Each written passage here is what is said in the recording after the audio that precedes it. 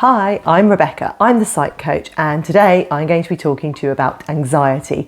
I'm going to be telling you 3 strategies that will significantly decrease the amount of anxiety you're experiencing.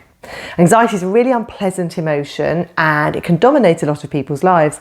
And what can often happen is the behaviours that people are compelled to engage with when they're feeling anxious are probably the behaviours that are making the anxiety worse in the long run. So listen up to these 3 tips that you need to put into practice to reduce your anxiety. Tip number 1 is to confront the difficulties.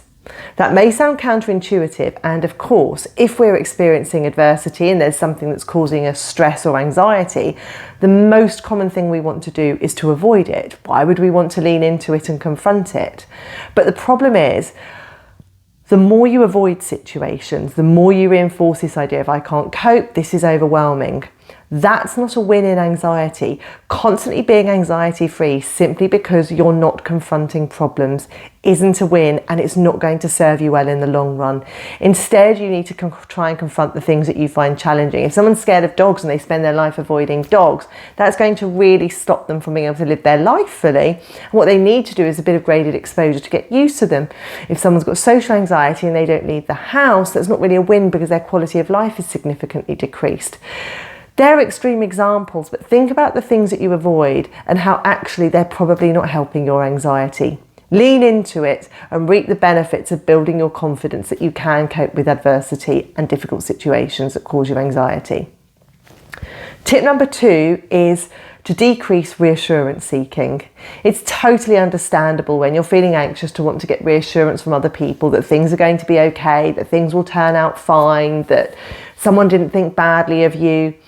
But the problem is, by constantly seeking external reassurance, you're not giving yourself an ability to calm your own self down. And that's what you need to do to manage your anxiety in the long run. You've got to try and calm yourself down instead of relying on external people to do that. Also, if you tend to seek a lot of reassurance, the chances are you're going to not actually believe it after a period of time. You will think, well, what if they're just saying it to placate me? What if they don't really mean it? Maybe I'll ask for it again because I didn't explain the situation fully. If you're someone who's seeking reassurance, see that it is a behaviour that actually fuels the cycle of anxiety. It is something you need to stop. Instead, try and practice giving yourself reassurance, or if that feels too hard, try and predict the reassurance that people are going to give you, or before they give it to you, tell them what you want them to say or what you think they're going to say. That way you can start exercising the part of your brain that needs to practice giving yourself reassurance. And tip number 3 is to stop over-preparing for things. On the face of it, it might seem fine that you spend a lot of time planning for a social meetup one evening, or that you spend hours planning for a piece of work that most people would spend half an hour on, or you think about how a situation's going to play out next week for, I don't know, a good few days before it happens.